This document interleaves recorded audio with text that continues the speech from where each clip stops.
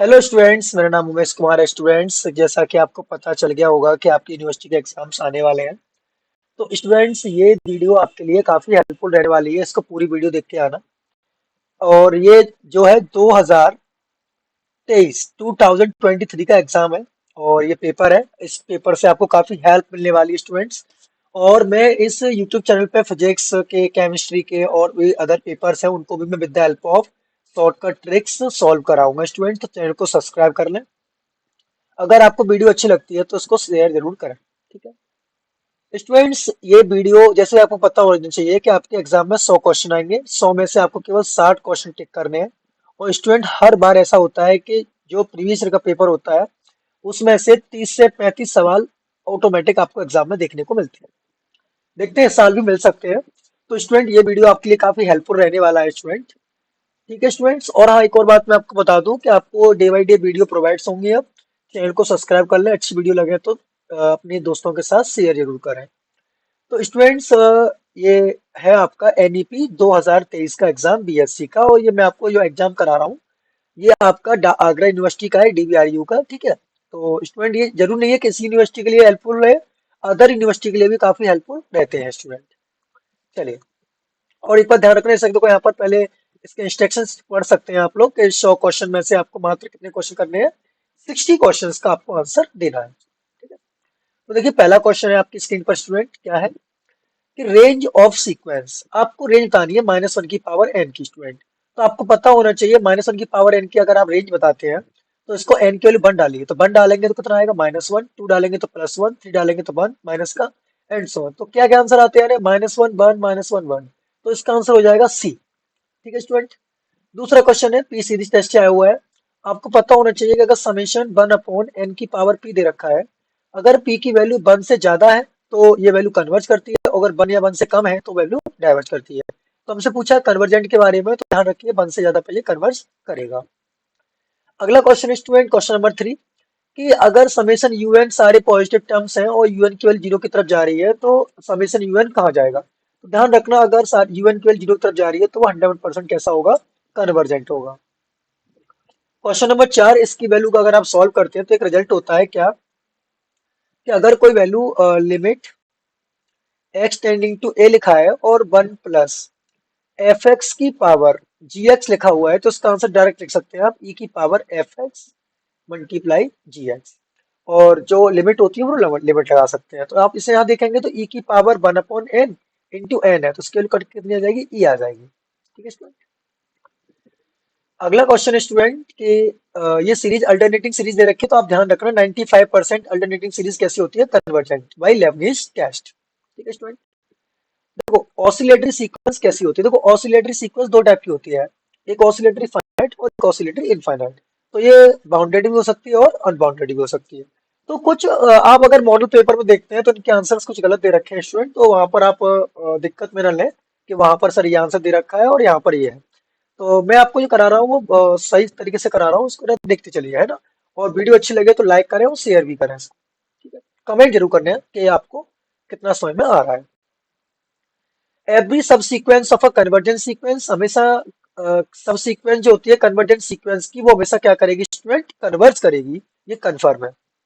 पर हर एक सीक्वेंस की सब सीक्वेंस कन्वर्ज करे ये रूल नहीं है, पर कन्वर्जेंट सीक्वेंस की सब सीक्वेंस हमेशा कैसी होगी? कन्वर्जेंट ही होगी।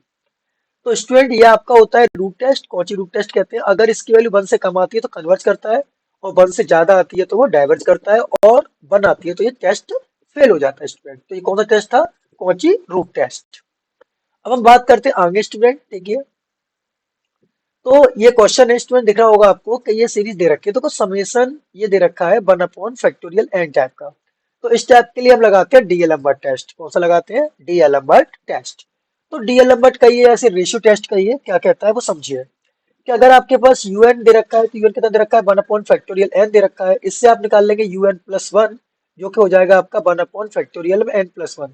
अगर आपने इसको सॉल्व किया, limit n tending to infinity UN+1/UN, अगर ये वैल्यू 1 से कम आएगी तो कन्वर्ज करेगा, 1 से ज्यादा आएगी तो ये डाइवर्ज करेगा। ठीक है, तो आप देख सकते हैं अगर इसको सॉल्व करते हैं तो फैक्टोरियल n+1 ऊपर रहेगा, ये फैक्टोरियल n इसको सॉल्व करेंगे तो फैक्टोरियल n, और ये आ जाएगा एन प्लस वन और फैक्टोरियल एन, इससे ये कैंसिल हो गया तो वन अपॉइंट इन्फिनिटी बचा, वन अपॉइंट इन्फिनिटी जा रहा है जीरो की तरफ, जो कि वन से कम है, इसका मतलब क्या हुआ, ये कन्वर्जेंट है। आ रही है बात समझ में स्टूडेंट? ऐसे ही इस तरीके से इसको करके देखेंगे स्टूडेंट, बताइए इसका आंसर क्या आने वाला है, बताइएगा स्टूडेंट, क्या आंसर आने वाला होगा इसका।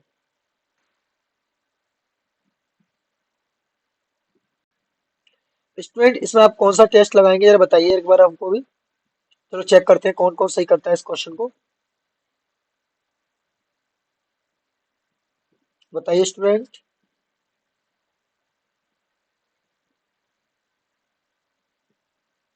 स्टूडेंट अगर आप इस क्वेश्चन को ठीक तरीके से सॉल्व करते हैं तो आपको दिखाई दे ही रहा है कि अगर एन टेंडिंग टू इन्फिनिटी लगाओगे तो इन्फिनिटी ये और इन्फिनिटी ये, तो इसका आंसर अप्रोक्सीमेट जो बनने वाला होगा, इसका आंसर इन्फिनिटी ही आएगा। तो 62 का बी ऑप्शन होगा, जो कि यहाँ पर ये गलत दे रखा है, तो स्टूडेंट एक बार चेक कर लेना, इसका आंसर मे बी इन्फिनिटी।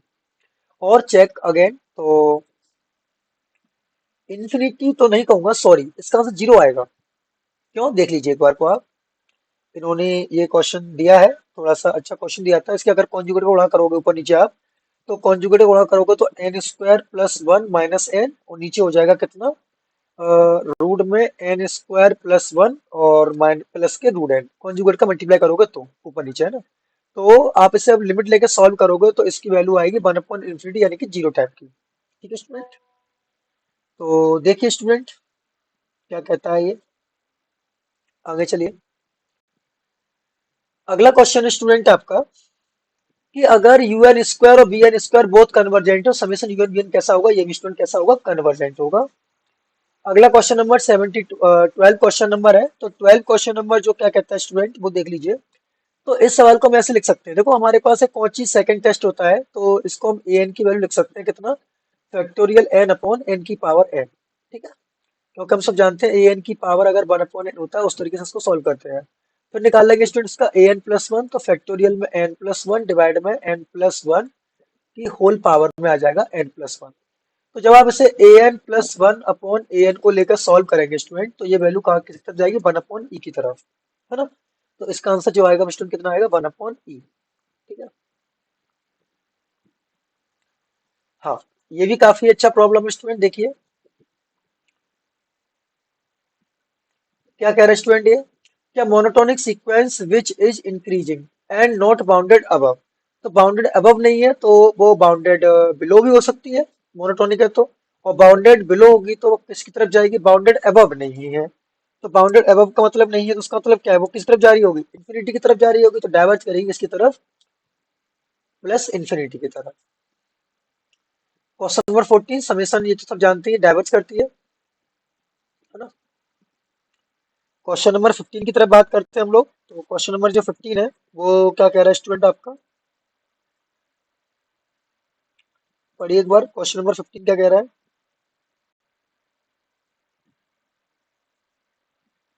तो क्वेश्चन नंबर 15, तो क्वेश्चन नंबर जो 15 है स्टूडेंट आपका, वो ये कह रहा है कि जो सीक्वेंस दे रखी है आपको, सीरीज का nth टर्म दे रखा है, तो ये किस तरीके से है। तो आप इसके कॉन्जुगेट का जब मल्टीप्लाई करोगे तो स्टूडेंट ऊपर n से n कट जाएगा, तो वन अपॉन अंडर रूट में n प्लस वन और प्लस रूट n आएगा, जो कि पावर वन है, तो वन मतलब डाइवर्जेंट करेगी ये। ठीक है स्टूडेंट, अगला क्वेश्चन है, इसके देखो दो नंबर बार बार रिपीट हो रहा है, minus one plus one minus one plus one, दो नंबर रिपीट हो रहा है, इसके पास कितने लिमिट पॉइंट होंगे स्टूडेंट, दो लिमिट पॉइंट होंगे इसके पास। ठीक है स्टूडेंट, अगला क्वेश्चन है कि इनमें से कौन सीक्वेंस कन्वर्जेंट नहीं है, तो साफ साफ दिखाई दे रही है सीक्वेंस कन्वर्जेंट नहीं है। ठीक है, अगला क्वेश्चन स्टूडेंट ये कौची टेस्ट से हो जाएगा, तो कौची टेस्ट के अकॉर्डिंग देखेंगे से, तो अगर ए एन की वैल्यू चेक करते हैं आप स्टूडेंट, तो क्या होगी, n upon n plus one की पावर एन स्क्वायर दे रखी है, तो इसकी पावर वन अपॉन एन करोगे, तो ये सॉल्व करोगे आप इसे, तो इसकी वैल्यू क्या आएगी स्टूडेंट, बताइए, सॉल्व करिए इसे,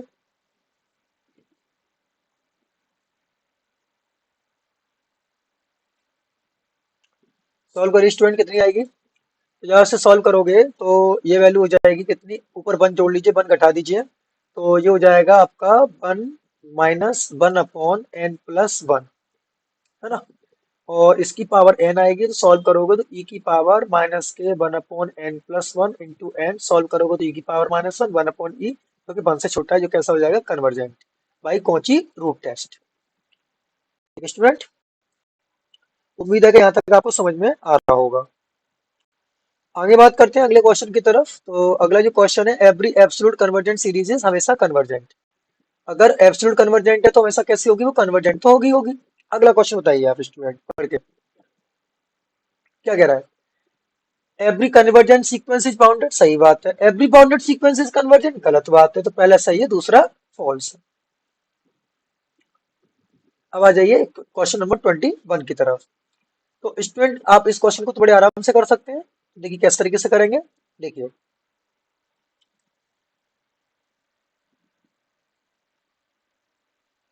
स्टूडेंट आप सभी को पता है मॉड एक्स दो वैल्यू डिफाइन करेगा, एक तो -x/x होगी, एक प्लस के x/x होगी, है ना। तो इसे करेंगे तो 1, इसे करेंगे तो -1। दोनों वैल्यू बराबर आ रही, नहीं आ रही, इसका मतलब है लिमिट डज नॉट एग्जिस्ट। ठीक है स्टूडेंट।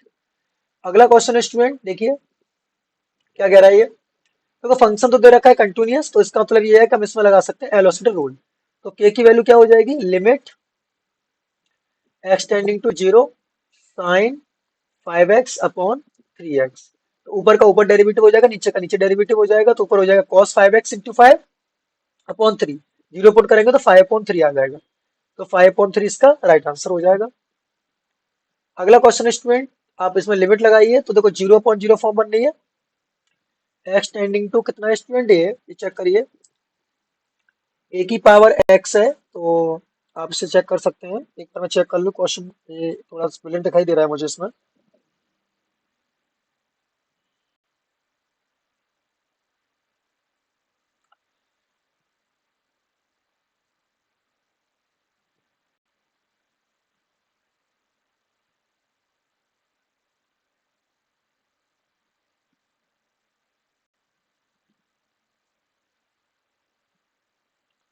ये question limit x tending to a है। तो इस क्वेश्चन को जब करेंगे तो x टेंडिंग टू a है, तो x के a पुट करिए। तो a की पावर a -1 अपॉन a की पावर a -1 अपॉन a। तो a की पावर a -1 सॉल्व करोगे तो इसको ऐसे सॉल्व नहीं करना है, ये गलत प्रॉब्लम दे रखी है।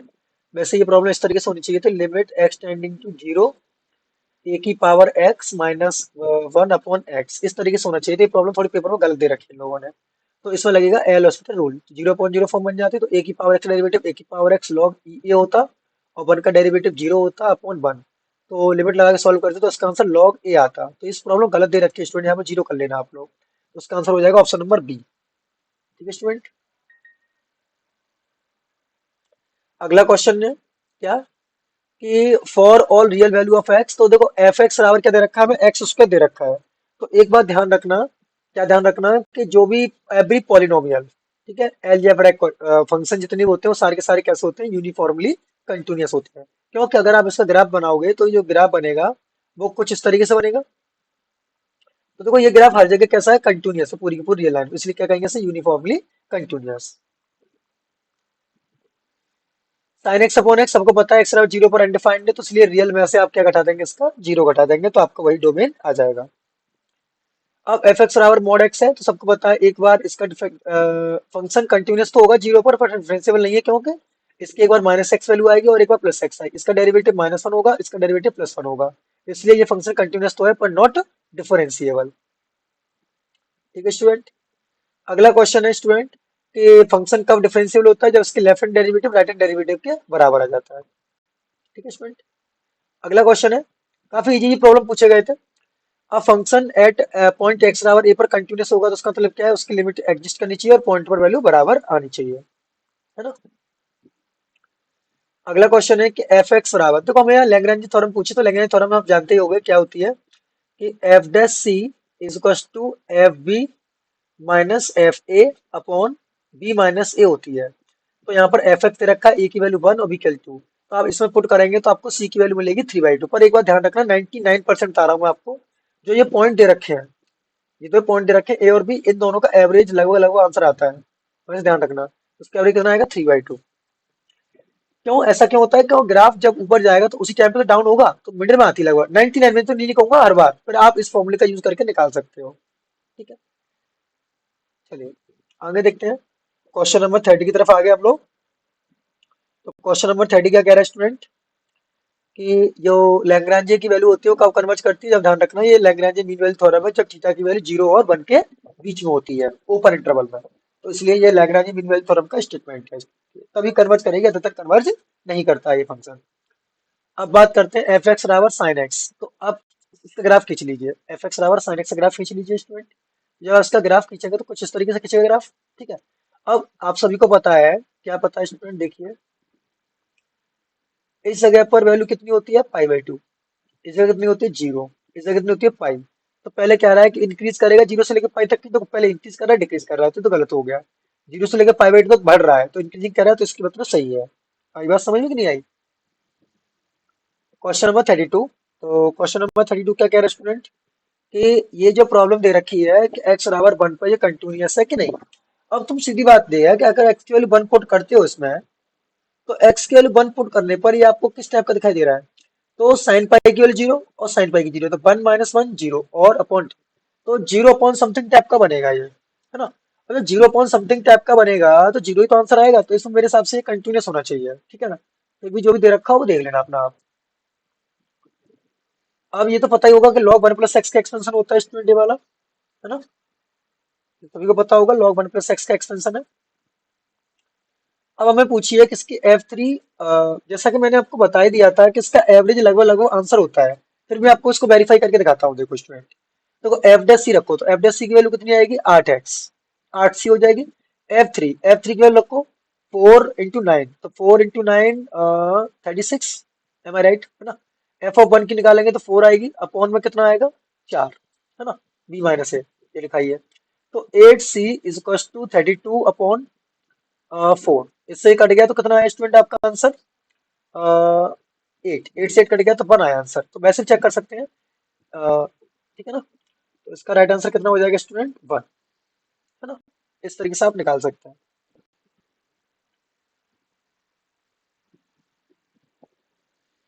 अब बात करते हैं लेबनीज थ्योरम। जब कब काम करती है? जब दो फंक्शन प्रोडक्ट में होते हैं तभी काम करती है लेबनीज थ्योरम, आपकी ये बात पता होनी चाहिए आपको। अब देखो, लिमिट लगाइए, जीरो पुट करोगे तो one minus one upon zero point zero form बन रही है, तो जीरो पॉइंट जीरो फॉर्म बनती है तो ऊपर का ऊपर डेरिवेटिव करते हैं, नीचे का नीचे डेरिवेटिव करते हैं, तो ऊपर का डेरिवेटिव करोगे तो साइन एक्स आएगा, और नीचे करोगे तो सिक्स एक्स हो जाएगा। फिर दोबारा से बननी जीरो पॉइंट जीरो फॉर्म, फिर दोबारा डेरिवेटिव कर दो cos x upon six, zero put करोगे तो वन अपॉइंट सिक्स इसका राइट आंसर हो जाएगा।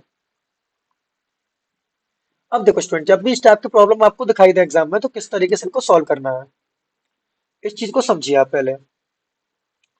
किस तरीके से सॉल्व करना है, देखिए स्टूडेंट, आपको करना किस तरीके से, इसका एक बार डेरिवेटिव करो, तो एक बार जब डेरिवेटिव करोगे तो कितना आंसर आएगा? वन अपॉन ए एक्स प्लस बी आएगा, ऊपर एक बार तो ए आएगा। तो ऐसा कौन सा ऑप्शन है इसमें ए बराबर वन, एन बराबर वन पुट करने पर इस टाइप का आंसर आ रहा है? तो एन के लिए वन पुट करेंगे तो इस टाइप का मिलेगा? नहीं मिलेगा, है ना स्टूडेंट। अच्छा, इसमें पुट करेंगे तो देखो ये मिल रहा है, इसमें पुट करेंगे तो एन की वैल्यू वन पुट करेंगे तो लगभग लगभग ये भी मिल ही रहा है, क्योंकि यहाँ पर नहीं मिलेगा, क्योंकि माइनस का मिलेगा, है ना, तो ये भी नहीं मिलेगा, और ये करेंगे तो ये भी नहीं मिलेगा, तो इसकी वैल्यू ये सही हो जाएगी। जब भी इस टाइप का क्वेश्चन आए तो आप एन की वैल्यू वन पुट करिए और एक बार ऑप्शन को डेरिवेटिव करिए, तब भी सक्सेसिव से प्रॉब्लम आए तब। ठीक है ना।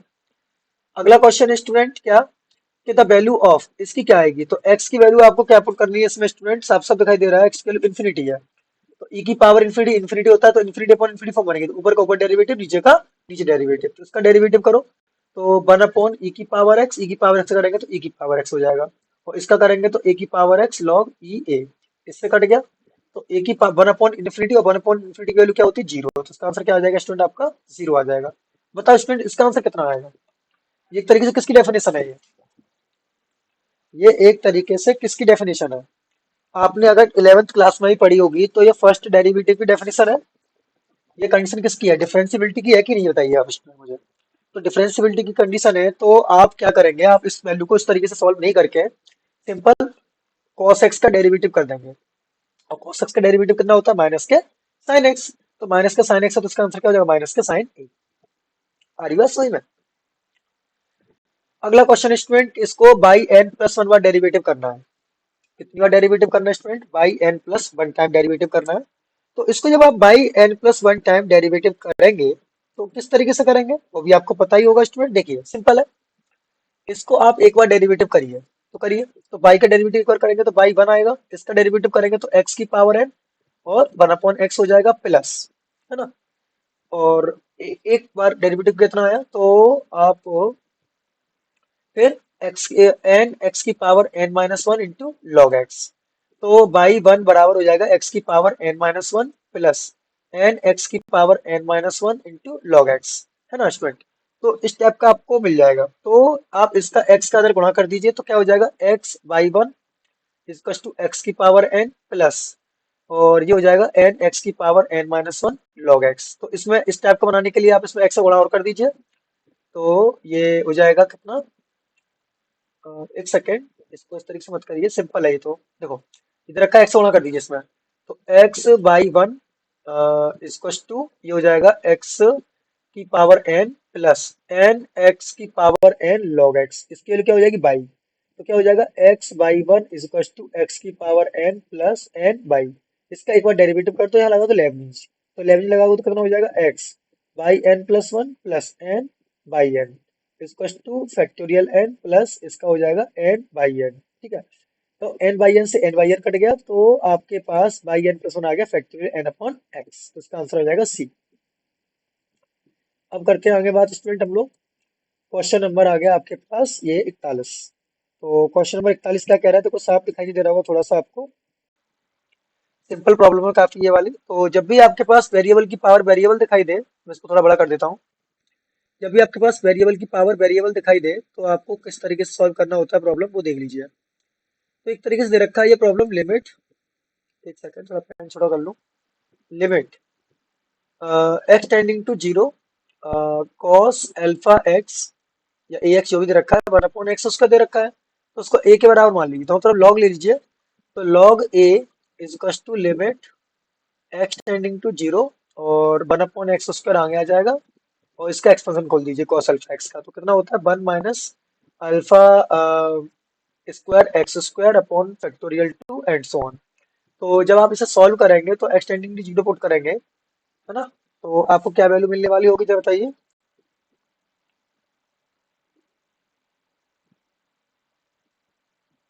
क्यों स्टूडेंट, क्या वैल्यू मिलने वाली होगी आपको। एक्सटेंडिंग टू जीरो पुट करेंगे तो एक तरीके से आप इसका एक्सपेंशन ना खोलते हुए आप इसमें चेक कर सकते हैं। तो कॉस जीरो की वैल्यू वन होती है, तो ये मुझे प्रॉब्लम लगता है थोड़ा सा गलत। एक बार इसे चेक कर लेना, e की पावर यहाँ पर मेरे हिसाब से sine x upon x type का रूल लगना चाहिए इस जगह पर। अब हाँ लॉग जीरो की वैल्यू पुट करिए, तो आप इसमें एक सेकेंड, सबसे आसान तरीका बता रहा हूँ मैं इसको करने का आपको। इसका आसान तरीका, लॉग लिया आपने तो लॉग ए हो गया होगा इधर, है ना। तो limit x tending to zero one upon x square आया होगा, तो ये कितना हो गया होगा लॉग में alpha x, log cos alpha x, है ना। तो log cos अल्फा एक्स हुआ होगा तो जीरो पुट किया होगा, तो ये 0.0 फॉर्म बन रही है। तो 0.log 1 जीरो बन, ठीक है 0.0 बन रही है, तो ऊपर का ऊपर डेरिवेटिव नीचे का नीचे डेरिवेटिव कर दो। तो x टेंडिंग टू जीरो, तो ऊपर का ऊपर डेरिवेटिव करोगे तो one upon cos alpha x, और कॉस अल्फा एक्स का करेंगे तो माइनस का साइन अल्फा एक्स, तो माइनस का हो गया होगा ये टेन अल्फा एक्स, है ना, इंटू अल्फा अपॉन में आ गया होगा टू एक्स। तो अब इसमें क्या करना है, हमें अल्फा का मल्टीप्लाई कर लेना है, और tan two alpha upon alpha की वैल्यू वन होती है। तो इस हिसाब से इसको सॉल्व करोगे स्टूडेंट, तो ये जो वैल्यू है सॉल्व होने के बाद कितना मिलेगा स्टूडेंट आपको, अल्फा माइनस के अल्फा स्क्वायर अपॉन, मैंने क्या किया स्टूडेंट अल्फा का मल्टीप्लाई कर लिया और अल्फा का डिवाइड कर लिया। तो ये जो सॉल्व करने का मिलेगा अल्फा स्क्वायर अपॉन टू मिल जाएगा माइनस का, क्योंकि ये वैल्यू हो जाएगी वन, इतनी है ना। तो ये वन हो जाएगी, तो किसका पता चला लॉग एक है, तो ई की पावर में आ जाएगा माइनस के अल्फा स्क्वायर अपॉन टू, तो इसका आंसर हो जाएगा आपका ई की पावर माइनस के अल्फा स्क्वायर अपॉन टू, यानी कि राइट आंसर हो गया आपका कौन सा इसमें, ये वाला, डी वाला, है ना। अब देखिए ये क्वेश्चन है, काफी इजी क्वेश्चन है ये भी, तो आप इसे देख सकते हैं। तो सिंपल करना कुछ नहीं है आपको, d two y over d x two पूछा है, तो करेंगे किस तरीके से आपको पता ही है। बताइए स्टूडेंट किस तरीके से करेंगे, तो यहाँ से निकाल लेंगे d x upon d theta, और यहाँ से निकाल लेंगे आप d y upon d theta. जो आंसर आएगा उसको इसके साथ डिवाइड दे देंगे, तो आपको मिल जाएगा यहाँ से d y upon d x, है ना। फिर एक और बार डेरिवेटिव कर लेंगे, तो आपको जो उसका आंसर, जो राइट आंसर मिलने वाला होगा स्टूडेंट, वो आपको पहला वाला आंसर इसको मिलेगा। कर सकते हैं ना, 12th क्लास की प्रॉब्लम है, ऐसा ही है। तो ये इन्फिनिटी अपॉन इन्फिनिटी की फॉर्म बन रही है स्टूडेंट, तो ऊपर का ऊपर डेरिवेटिव कर देंगे, नीचे का नीचे डेरिवेटिव कर देंगे। तो log x का 1 अपॉन एक्स, कॉट एक्स का क्या होता है माइनस के कोसेक स्क्वायर एक्स, और जब इसे सॉल्व करेंगे फिर जो जीरो से जीरो बनेगी, तो इसका आंसर आ जाएगा जीरो।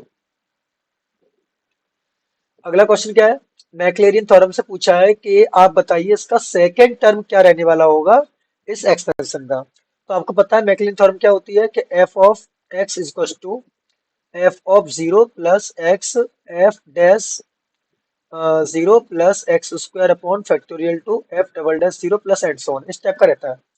तो आप इसमें जब एफ जीरो पुट करोगे तो ये वैल्यू 1 आएगी प्लस एक्स। जब हाँ इसको चाहिए हमें, इसका एफ डैश जीरो चाहिए सबका, एक तरीके देखा जाए तो पहले आप इसका एफ डैश एक्स निकाल लो, तो एफ डैश एक्स निकालोगे तो क्या आएगा, 1 प्लस ई की पावर एक्स इंटू में ई की पावर एक्स माइनस, फिर इसका निकालोगे तो ई की पावर एक्स इंटू ई की पावर एक्स, डिवाइड में कितना हो जाएगा, 1 प्लस ई की पावर एक्स का होल स्क्वायर। सॉल्व करोगे तो जीरो पुट करोगे तो यहाँ 1 और -1 0.0 फॉर्म बन जाएगी, फिर 2 वाला चेक करेंगे। तो इस तरीके से आप इसको सॉल्व करते जाएंगे, एफ डबल डैश जीरो निकालेंगे, तो एफ डबल डैश जीरो जिसका निकल के आएगा वही इसका राइट आंसर होगा इसमें। तो इसका आंसर आएगा एक्स अपॉन फोर। ठीक है स्टूडेंट, क्योंकि इसका बाई वन जीरो निकालेंगे तो बाई वन जीरो की वैल्यू आएगी इसकी कितनी स्टूडेंट, आप जब इसमें एक्स की वैल्यू जीरो पुट करोगे तो ये वैल्यू क्या हो जाएगी, टू माइनस वन, तो two minus one upon two यानी कि फोर, इससे कट गया तो क्या बचा, एक्स अपॉन फोर ही तो बचा स्टूडेंट, है ना। तो एक तरीके से इसका सेकंड टर्म क्या होगा, एफ डैश जीरो, सिंपल, है ना। आगे देखिए, ये क्वेश्चन है, cos x का एक्सपेंशन खोलिए और a4 पूछा है। तो cos x का एक्सपेंशन क्या होता है, सभी को पता है क्या होता है स्टूडेंट, cos x का एक्सपेंशन। तो cos x का एक्सपेंशन होता है 1 minus x square upon factorial two plus x की power 4 upon factorial four minus x की power 6 upon factorial six plus x की power 8 upon factorial 8 and so on. तो हमें a4 पूछा है, तो a4 का मतलब क्या होगा कि अ, बताइए स्टूडेंट, a4 कौन सा कोफिशिएंट बनेगा हमारा, 1 अपॉन फैक्टोरियल फोर वाला ही तो बनेगा। ठीक है स्टूडेंट, तो ए नॉट ए फोर मतलब हमें ये पूछा है एक्स की पावर फोर का कोफिशिएंट क्या मिलेगा, तो एक्स की पावर फोर का कोफिशिएंट क्या मिल रहा है, वन अपॉन फैक्टोरियल फोर मिल रहा है ना। अब ये सबको बताइए, ये तो आपकी आयलर थ्योरम है ना, आयलर थ्योरम है, तो इसका आंसर होता है एन एफ, यानी कि x del f on del x plus y del f on del y, तो इसका x del f on del x, इसका ऑप्शन हो जाएगा सी। अब टेलर्स में पूछा है Taylor theorem of the log sine x का, और लॉग साइन एक्स में पूछा है इसका सेकंड टर्म, क्या पूछा है, लॉग साइन एक्स का पूछा है आपसे सेकंड टर्म। तो टेलर में आपको पता हो एक्स माइनस ए को लिखते हैं, तो आपका फॉर्मूला होता है f of x equal to f of a plus x minus a और f dash a plus x minus a का whole square upon factorial two f double dash a, इस तरीके से। तो लॉग साइन एक्स, तो इसका पूछा हमने सेकंड टर्म, तो पहला टर्म निकालेंगे तो लॉग साइन ए आएगा, पहला टर्म कंफर्म है। दूसरा टर्म आएगा एफ डैश ए, इसका डेरिवेटिव करो तो वन अपॉन साइन एक्स का कॉस एक्स, तो कॉट एक्स आ जाएगा, तो कॉट ए टाइप का होगा, है ना। अगला, तो इस टाइप का जब भी क्वेश्चन आए तो कैसे करेंगे, देखो ऊपर डिग्री कितनी है 1/3 और नीचे कितनी है 1/6। जब इसको सॉल्व करोगे तो एलसीएम आपका 6 आ जाएगा, तो 2 माइनस वन, इसका आंसर होगा 1/6, तो 1/6 इसका आंसर हो जाएगा। अपर मतलब higher power of denominator minus higher power of numerator घटा देते हैं तो आपको आंसर मिल जाएगा। ठीक है स्टूडेंट, अगला क्वेश्चन है, देखो ये एन होमोजेनियस का दे रखा है, द्वारा से क्वेश्चन दे रखा है, तो इसका होता है एन यू के बराबर होता है। अब ऐसे ये क्वेश्चन दे रखा है देखो, तो इसको u की पावर -1 लेके जाएंगे, तो u की पावर -1 हो जाएगी इधर, और इधर देखेंगे तो आप लोग एक डिग्री बचेगी, तो इसका मतलब हो जाएगा माइनस के u, है ना। हाँ, इसकी पीडल फॉर्म पूछिए, तो पीडल फॉर्म आप निकाल सकते हैं आप, या इक्यू एंगुलर स्पायरल है तो इक्यू एंगुलर स्पायरल की जो पीडल फॉर्म निकल के आती है स्टूडेंट, वो आपको पता होनी चाहिए कितनी निकल के आती है।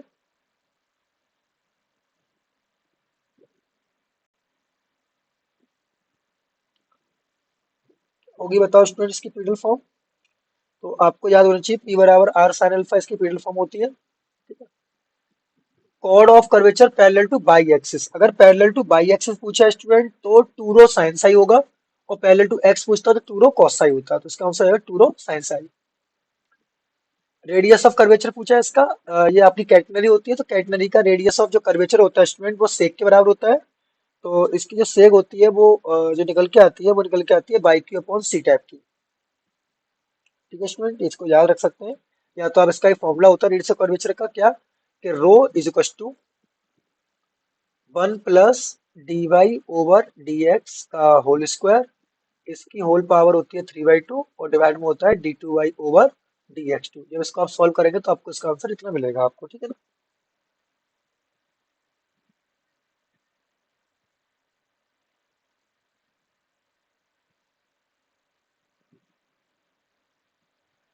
आई think it is wrong, by square upon c आता है। ठीक है ना, क्या आता है, बाई स्क्वायर अपॉन सी। ठीक है। कितना आंसर आता है इसका, बाई स्क्वायर अपॉन सी। आप इसको सॉल्व भी कर सकते हैं, बाई वेरी सिंपल प्रॉब्लम है ये भी। ठीक है।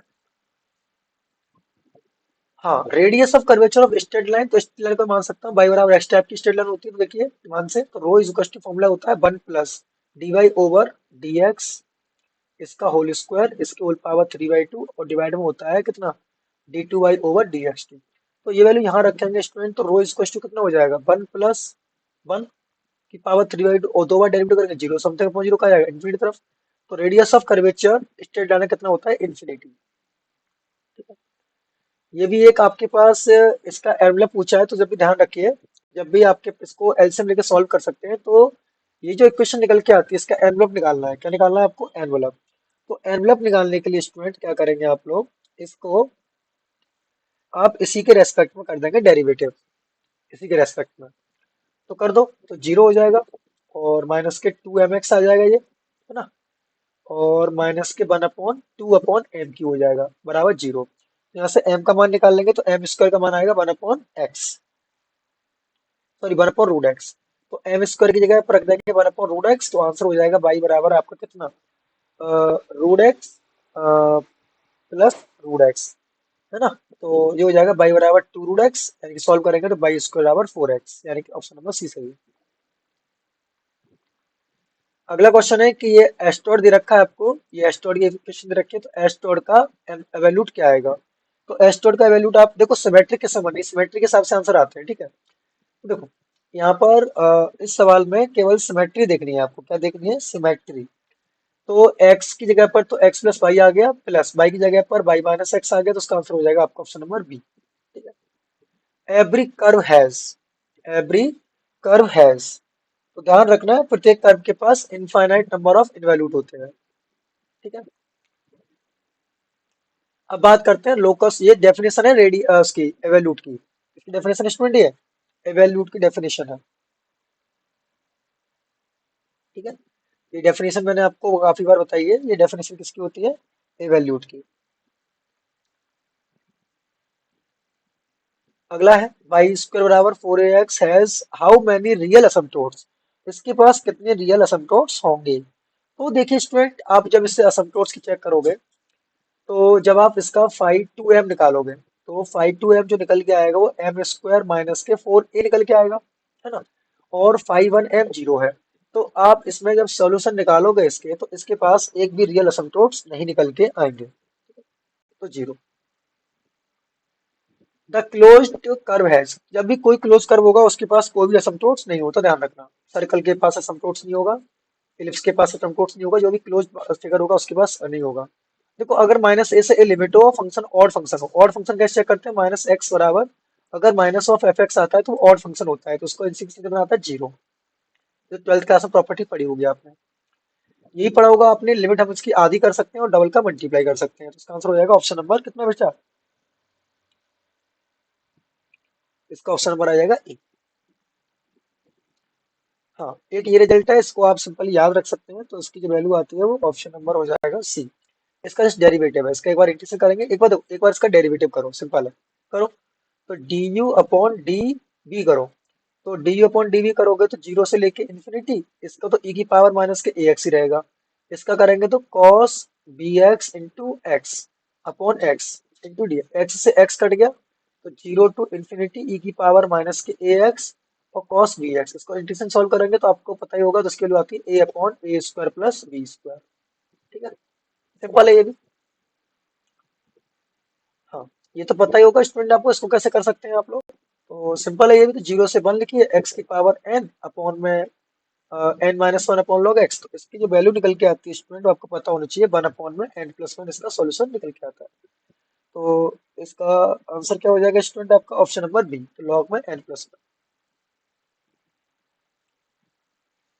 अगला क्वेश्चन है, सबको पता ही होगा, तो बीटा एम कॉमा एन की डेफिनेशन होती है ये तो 65 का हो जाएगा आपका स्टूडेंट आंसर सी। मैंने भी स्टूडेंट आपको इसकी एक वीडियो बना के डाल रखी है पहले से सारे फॉर्मूलेस की, ठीक है ना।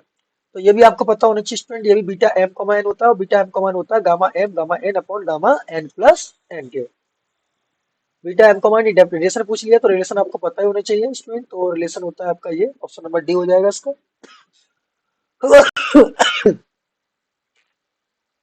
Sorry, gamma n upon gamma n plus n होता है, ठीक। तो ऑप्शन नंबर सी होगा इसका। आगे देखते हैं स्टूडेंट, ये भी काफी अच्छा सवाल है। तो आपको साफ साफ दिखाई दे रहा हो, गामा 1/2 की वैल्यू है, और गामा 1/2 की वैल्यू क्या होती है, √π। अगला क्वेश्चन है, तो गामा एन अपॉन ए की पावर एन होता है इसका आंसर, तो ये आपको पता होना चाहिए, काफी इंपॉर्टेंट रिजल्ट है ये। हाँ, इसकी एक रिजल्ट होती है, आप इसे कर सकते हैं सिंपल। क्या, अगर 0 से लेके π/2 कोई दे रखा हो, साइन की पावर nx दे रखा हो, कॉस की पावर mx दे रखा हो, तो इसका वैल्यू होता है gamma n+1/2 gamma m+1/2 gamma m+n+2/2। तो इसके थ्रू सॉल्व करेंगे तो गामा 5/2 हो जाएगा, और गामा 3/2 हो जाएगा ये, अपॉन 2, और गामा में 4 और 2 6 और 2 8, तो गामा 4 हो जाएंगे। जब इसे आप सॉल्व करेंगे तो आपको सॉल्व करना इसको आना चाहिए स्टूडेंट। तो किस तरीके सॉल्व करेंगे स्टूडेंट, बताइए आपसे। क्यों भाई, किस तरीके सॉल्व होगा ये। गामा 5/2 को लिए तो कैसे सॉल्व करोगे, गामा 5/2 सॉल्व करो 3/2 इंटू 1/2 इंटू √π, है ना। इसको सॉल्व करोगे तो 1/2 √π, है ना। इसको सॉल्व करोगे 2 इंटू 3 इंटू 2 इंटू 1, है ना। तो इसको जब सॉल्व करके लाओगे आंसर, तो इसका जो है वो आंसर आएगा कितना स्टूडेंट, π/32, है ना। सिंपल है। देखो, इस टाइप के इंटीग्रेशन जब भी करने हो आपको, तो कैसे करते हैं, तो पहले इसके रेस्पेक्ट में, एक्स के रेस्पेक्ट में करोगे तो 0 से लेके 1 है, तो 1 आएगा, इसका ये 1 आएगा, इसका ये 1, तो आंसर तीनों का 1 इंटू 1 इंटू 1, तो 1 आंसर आ जाएगा इसका। अब देखो, कॉस एक्स का पहले एक्स के रेस्पेक्ट में करो, कॉस एक्स का पहले किसके रेस्पेक्ट में, एक्स के रेस्पेक्ट में, तो साइन एक्स, तो साइन का कितना होता है 1, है ना, तो 1 इंटू 1 इंटू 1, तो आंसर कितना आ जाएगा इसका 1। तो स्टूडेंट समझ आ रही है बात कि नहीं आ रही है। अ, ऊपर थोड़ा गलत सा लग रहा है मुझे, क्योंकि एक्स का इंटीग्रेशन आप करोगे 0 से लेके 1 के बीच में, तो आंसर आएगा 1/2, और 1/2 3 टाइम है हमारे पास, कितना टाइम है, 3 टाइम है। तो 1/2 इंटू 1/2 इंटू 1/2 आंसर हो जाएगा 1/8। ओके, ये भी सही है। अब आप इसका करिए इंटीग्रेशन, तो 1/x का करोगे तो पहले कितना हो जाएगा, log x। देखो, पहले x के रेस्पेक्ट में करना है आपको, फिर दूसरा दोबारा y के में करना है। तो log x की लिमिट क्या आएगी, log x की क्या है, 0 से b है, तो log b हो जाएगा इसका, log b। और उसका करेंगे तो log a हो जाएगा, तो log b into log a इसका आंसर होना चाहिए। तो इसका राइट आंसर क्या हो जाएगा, log b into log a। अगला क्वेश्चन है स्टूडेंट, इसको जब सॉल्व करोगे तो आप पहले इसको थीटा के रेस्पेक्ट में करोगे, फिर दोबारा में आर के रेस्पेक्ट में करोगे। तो उसको जब सॉल्व करोगे तो इसका राइट आंसर आपको मिल जाएगा, ऑप्शन नंबर डी, a/2। इसका जब आप सॉल्व करोगे तो इसका आंसर तरीके से करेंगे, इसका आंसर बताइए स्टूडेंट। इसका आंसर आप किस तरीके से करेंगे, तो इसकी लिमिट मुझे साफ साफ दिखाई नहीं दे रही है। इसको आप देख लेना, इसकी लिमिट साफ दिखाई नहीं दे रही है स्टूडेंट मुझे, ठीक है, एक बार चेक कर लेना इसका आंसर क्या आने वाला है ना। अगला क्वेश्चन है, अगला क्वेश्चन है 76। तो आपको पहले आर के रेस्पेक्ट में करना है इसका आंसर। देखो, थोड़ा ब्लर हो रखा है पेज, आप इसको एक बार चेक कर लेना, मेरे को क्वेश्चन थोड़ा साफ दिखाई नहीं दे रहा है इसमें। तो इसका जो राइट आंसर बनता है वो सी वाला बन जाएगा, ठीक है, एक बार चेक कर लेना। अब बात आती है डिरिचलेट प्रॉब्लम की। तो आपको पता होना चाहिए डिरिचलेट प्रॉब्लम कब काम करती है। तो आपको इसका राइट आंसर हो जाएगा स्टूडेंट आपका सी, एन कोई भी यहाँ पर पॉजिटिव इंटीजर होना चाहिए, है ना। हाँ, ये तो पता ही होगा, डीएस अपॉन डीटा निकाल सकते हैं इसका। तो डीएस अपॉन डी थीटा का जो फॉर्मूला होता है स्टूडेंट, वो होता है अंडर रूट में आर स्क्वायर प्लस कितना, D r upon d theta का होल स्क्वायर। या आप बिल यहाँ रख देंगे तो आपको आंसर मिल जाएगा। तो कितना आंसर मिलेगा इसका स्टूडेंट, आपको याद होना चाहिए 2a cos थीटा बाई 2 इसका राइट आंसर निकल के आता है। अब बात करते हैं द एंटायर लेंथ। ध्यान रखना कार्डियोड की जो लेंथ होती है स्टूडेंट, किसकी, कार्डियोड की। तो जो कार्डियोड की लेंथ होती है, ऐसे कार्डियोड बोलते हैं, तो कार्डियोड की लेंथ जो निकल के आती है स्टूडेंट वो होती है 18, सॉरी, हाँ, कार्डियोड की जो लेंथ निकल के आती है वो कितनी निकल के आती है, 6a या फिर 8a, बताइए, 8a आती है ना। तो इस चीज को ध्यान रखना, कंफ्यूजन मत होना, इसमें काफी कभी क्वेश्चन गलत के रखे हैं। तो कार्डियोड की लेंथ निकालने के लिए आपको पता होना चाहिए।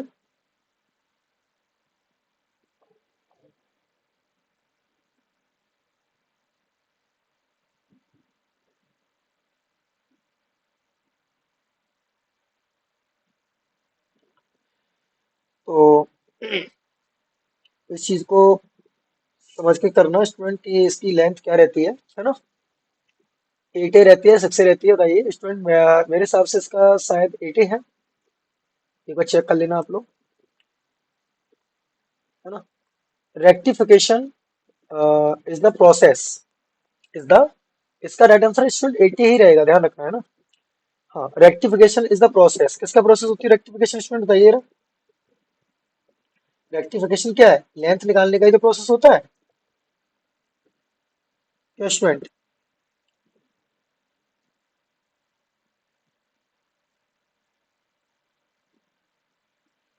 कार्डियोड की जो लेंथ निकालते हैं या फिर हम लेंथ फाइंड करते हैं, तो वो क्या होती है,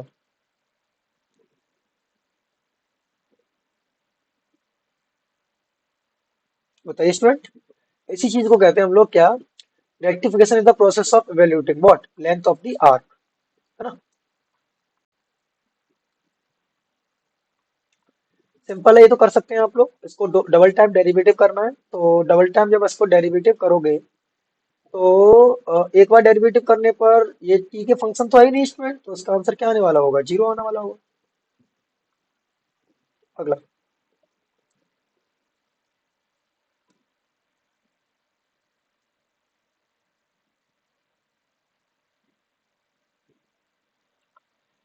जीरो तो नहीं आएगा स्टूडेंट, जरा देखिए सोचिएगा इसको। एक्स इसका फंक्शन है, टी का है, ठीक है ना। तो इसका एक बार डेरिवेटिव करोगे तो d r upon d t निकालोगे तो क्या आएगा, d x upon d t i cap, ठीक है, और d y upon d t j cap, ठीक है, plus d z upon d t k cap. एक और बार करेंगे तो इसका आंसर हो जाएगा ये सी, ठीक है। अगला क्वेश्चन है, तो पता ही होगा, फर्स्ट सेकंड लगा दीजिए। तो ए को छोड़िए, d b upon d t plus एक फिर d a upon d t करिए, फिर बी को छोड़ दीजिए। तो इसका जो राइट आंसर होगा वो हो जाएगा ऑप्शन नंबर सी। हाँ, ये एक अच्छा क्वेश्चन है, 83। Question number 83 is the very good question.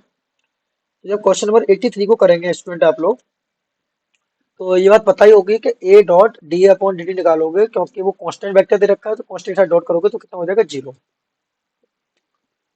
Question number 84, the unit vector A vector it's a derivative D upon d T vector कैसा होता है, हमेशा ध्यान रखना है एक दूसरे के, कैसा होता है, परपेंडिकुलर, है ना। तो देखिए ऊपर देखिए यहाँ पर, क्योंकि ए डॉट इसके साथ जीरो हुआ है, इसका एक क्वेश्चन उन्होंने पूछ लिया है।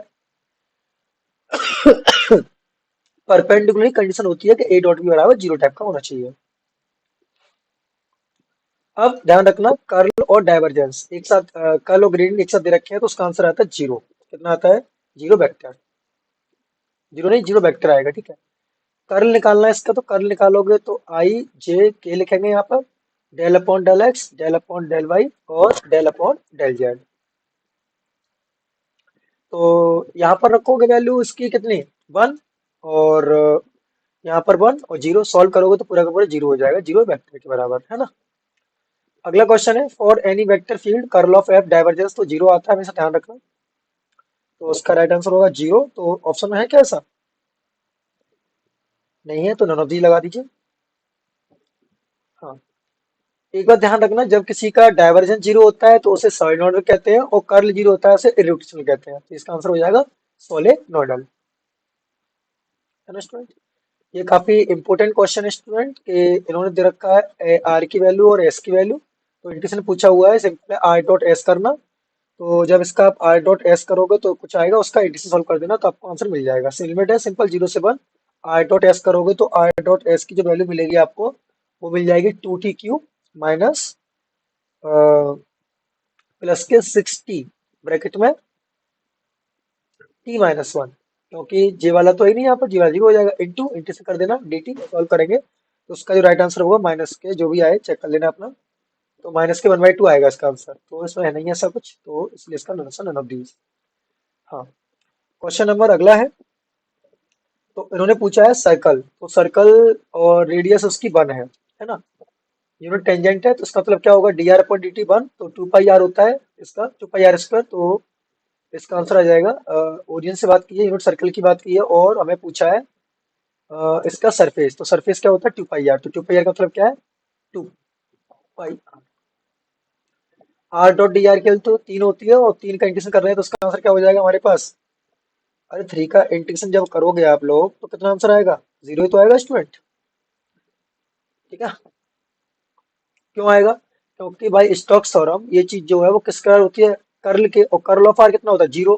तो कर्ल ऑफ 0 है तो कितना हो जाएगा, पूरा 0 नहीं हो जाएगा स्टूडेंट।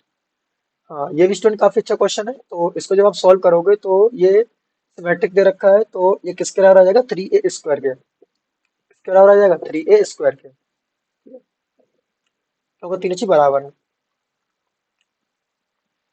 गॉस डाइवर्जेंस थ्योरम, तो गॉस डाइवर्जेंस थ्योरम करती क्या है, सरफेस इंटीग्रेशन को वॉल्यूम इंटीग्रेशन में चेंज करती है। तो इसका आंसर हो जाएगा ए। स्टोक्स थ्योरम के अकॉर्डिंग डाइवर्जेंस ऑफ कर्ल तो कितना होता है, डाइवर्जेंस ऑफ कर्ल के साथ करोगे तो 0 आता है। यानी क्लोज सरफेस, तो क्लोज सरफेस के अराउंड इंटीग्रेशन क्या होता है, 0 होता है ना। आर डॉट एन, तो आर डॉट एन की वैल्यू 3 आती है, 3 भी इसका आंसर हो जाएगा।